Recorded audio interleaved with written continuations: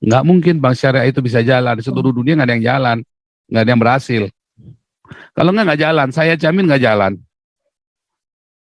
Karena di Malaysia itu rumah judinya, di Penang itu cukup gede loh kasinonya loh. Genting juga, Pak. Gede. Kayak nyaingin Makau lah. Iya, Sama betul. kayak di Aceh. Kalau di Aceh itu membolehkan ganja, bank syariahnya jalan itu nanti.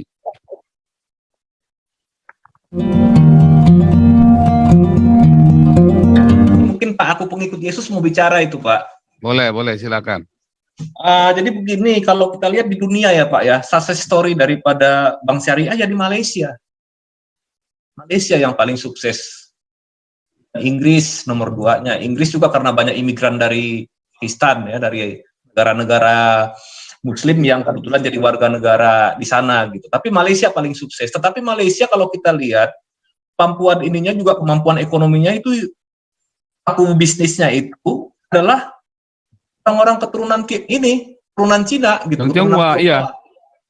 Nah, mereka bisa menggunakan, karena kan di sana kan angka, kembali lagi ke teori yang tadi kita pelajari, angka dari apa namanya ya, inklusivitasnya itu mendekati 40% ya di Malaysia. Memang banyak orang-orang Tionghoa yang pinjam, tapi mungkin seperti Pak Paul bilang tadi, mereka minta berbagai kelonggaran dalam soal bisnisnya gitu. Jadi mungkin kita nggak pernah tahu apakah uang itu dipakai untuk apa ya, untuk bisnis yang katakanlah mungkin entah tempat judi, apa tempat yang lain-lain lah gitu ya Pak ya, yang nggak sesuai, atau buka tempat produksi minuman. Ya yang tahu ya si pengusaha ini, tetapi masalahnya nanti kalau 40% itu dananya nganggur, tidak jalan, wah ini jadi masalah Pak, nggak bisa diputar kan gitu kan.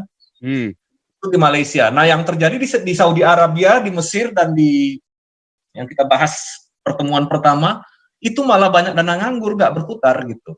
Nah, kalau untuk Indonesia, kalau kita bicara success story, ya memang yang menerapkan full pledge atau full bank syariah hanya di Aceh, Pak. Di Sumatera Barat pun juga belum.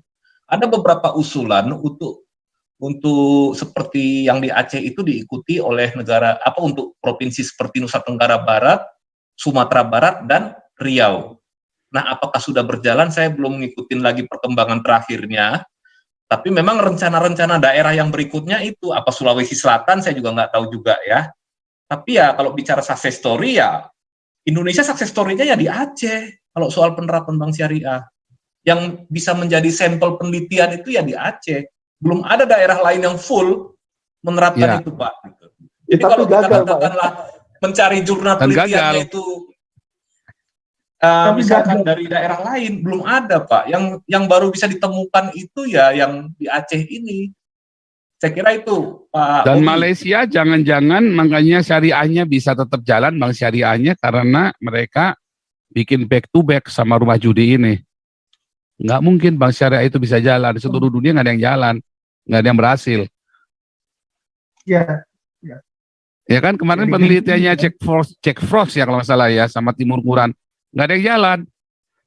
Semua mengeluh, bahkan semua jurnal-jurnal mengeluhkan bagaimana ekonomi syariah ini kegagalannya, bagaimana supaya bisa berhasil, maka mereka akhirnya mengambil ekonomi konvensional, lalu dikasih nama syariah. Barangnya sama, cuman namanya diganti Islami. Udah gitu aja. Jadi Malaysia juga mengadopsi itu, HSBC kemarin kan, bukan HSBC tapi Standard Chartered Bank kalau nggak salah kemarin ya, dia bahas itu. Nah, jadi dia mengadopsi, ya kan, sistem konvensional, tetapi nama-namanya aja diganti syariah. Ya, jadi hampir sama, kecuali tadi masalah riba tadi nggak ada, ya kan, dan produk-produk lainnya semua konvensional, tetapi diganti nama syariah. Lalu saya yakin keuntungan mereka, penghasilannya, yaitu dari mereka investasi back to back, misalnya dengan PT ABC gitu kan, atau PT XYZ. Lalu si XYZ ini punya PT lain, ternyata itu rumah judi. Kalau nggak jalan, saya jamin nggak jalan. Karena di Malaysia itu rumah judinya, di Penang itu cukup gede loh, kasinonya loh. Genting juga, gede, Pak. kayak nyaingin Makau lah. Iya. Sama kayak di Aceh. Kalau di Aceh itu membolehkan ganja, bank syariahnya jalan itu nanti. Ya kan, makanya kan isunya kan kemarin kan masalah ganja itu mau dilegalkan kan. Jadi karena memang perekonomian syariah itu adalah perekonomian yang munafik tadi ya. Tadi kan orang nggak percaya tadi kan orang si Muhammad Cabul tadi kan nggak percaya tadi kan. Itu kan setan datang kan. Setannya datang Mbak. Setan datang dah.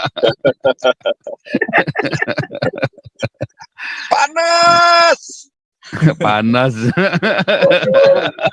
Ya, kalau di Malaysia begini karakteristik perekonomiannya Pak Paul. Sebenarnya proyek-proyek dari pemerintah di sana banyak. Dan itu biasanya kan kalau Malaysia kan bagian ekonominya kan ada ekonomi Bumi Putra, ada ekonomi yang turunan Tionghoa lah, orang keturunan China gitu ya, Chinese lah gitu ya.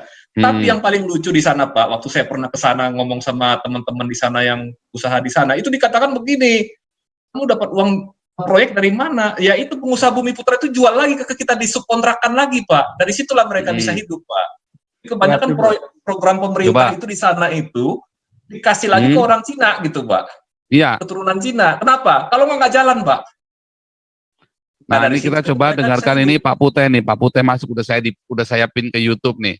Oh iya, tadi kalau ada yang melolong-lolong tadi kita kerjain dulu ya, biar dia melolong saya pin. Nah, kita ganti namanya dulu gitu kan.